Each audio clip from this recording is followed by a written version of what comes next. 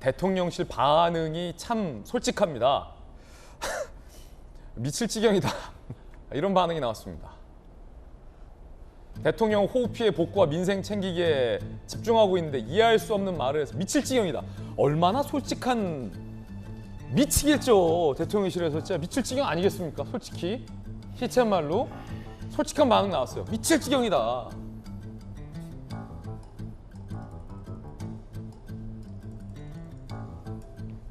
자, 일단 이재호 상임고문 기가 막히다. 저럴 거면 안 가는 게 낫다.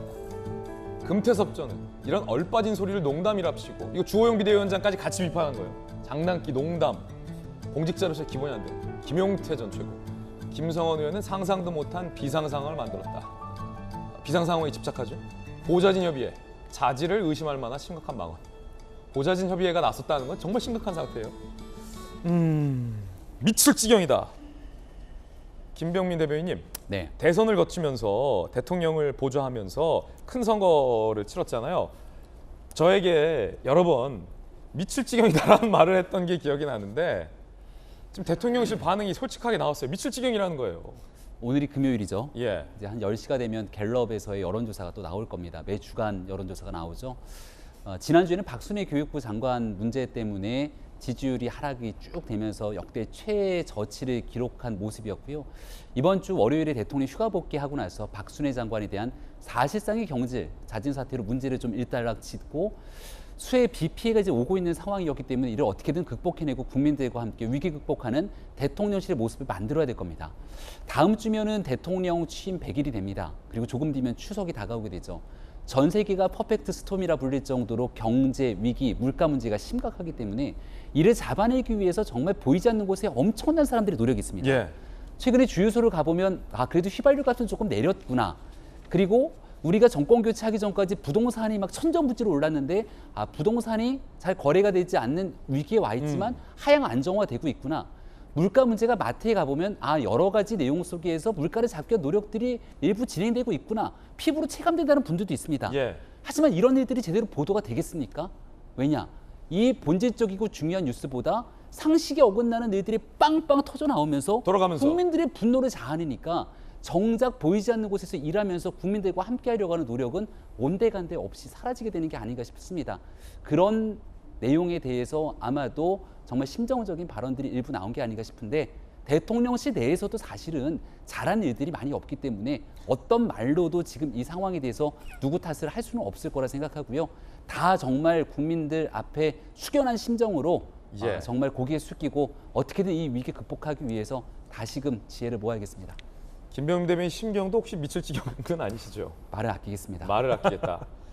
근데 주호영 비대위원장이 천하람 위원님 네. 요즘 왜 이렇게 역정이 많아지셨어요? 지금 벌써 이렇게 역정 낸 게 비대위 출범한 지 얼마 안 됐잖아요. 근데 기자들에게 역정 낸 게 많이 있거든요. 그 기자한테 역정 낼 수 있는데 기자들은 이제 국민을 대신해서 물어보는 건데 이게 자칫 국민들에게 역정 내는 걸로 비춰질 수 있어요. 앞서서 이제 김성원 발언 같은 경우는 당연히 논란이 될 거기 때문에 현장에서 기자들이 이런 질문을 준다는 건 어찌 보면 주호영 비대위원장에게 이 상황을 수습할 수 있는 기회를 주는 거거든요. 해명의 기회를 주는 거죠. 해명의 기회를 주는 건데 걷다 대고 또 역정 내니까 몇 번째입니까? 그렇죠. 사실 이준석 대표와 관련한 질문을 했을 때도 역정을 내셨었고 또 이번에도 이렇게 했는데 결국 저는 우리 당이 언론을 대하는 태도 자체를 조금 한번 점검해 볼 필요가 있는 것 같아요.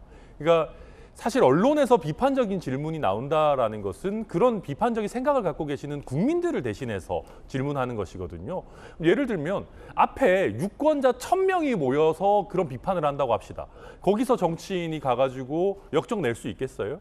그런데 사실 언론인 한 명이 질문하는 것은 그 언론을 통해서 내용을 접하는 국민 10,000명, 10만 명, 100만 명이 뒤에 있는 겁니다. 그렇게 염두를 하고 내가 100만 명의 국민 앞에서 얘기를 한다고 생각하고 얘기를 해야지. 사실 아들뻘, 딸뻘의 젊은 기자가 와가지고 좀 불편한 얘기 물어본다고 해가지고 뭐 역정내고 이러면 저희가 과거에 맨날 얘기 들었던 꼰대 정당 이미지를 또다시 고스란히 가져가지 않겠습니까? 그러니까 저는 이게 비단 주호영 비대위원장의 문제뿐만 아니라 저희 당의 중진 의원들 아니면 전체 의원들이 좀 다시 한번 이런 부분을 잘 챙겨야 된다 생각합니다. 김영주 의원님이 잘 하시겠지만 부시장도 하셨고 국회의원도 하셨으니까 이게 사실은 기자들 입장에서 이 불편한 질문을 한번 물어보는 게 이 해당 국회의원이나 아니면 당 대표 비대위원장에게 엄청난 기회가 될 수 있거든요. 그거를 그렇습니다. 잘 활용하는 정치인들이 있어요. 그래서 오히려 불편한 질문 주면 고맙다고 생각하고 멋있게 이 상황을 정리하는 정치인들이 있거든요. 네. 실제로 그래요. 그러니까 국회의원을 하면서 기자들의 질문을 통해서 몰랐던 사실을 아는 경우가 훨씬 많고요. 그렇잖아요. 뭔가 일이 터졌으니까 저한테 질문이 오는 거 아닙니까? 이제 그런 상황에서 그때 상황을 전체적으로 숙지하지 못했다면 발언을 삼가하는 게 좋고요. 제가 알아보고 얘기하겠습니다. 이렇게 얘기하는 거 좋고, 본인이 지금 왜 저런 반응이 오냐 하면 욕심이 있어서 그래요.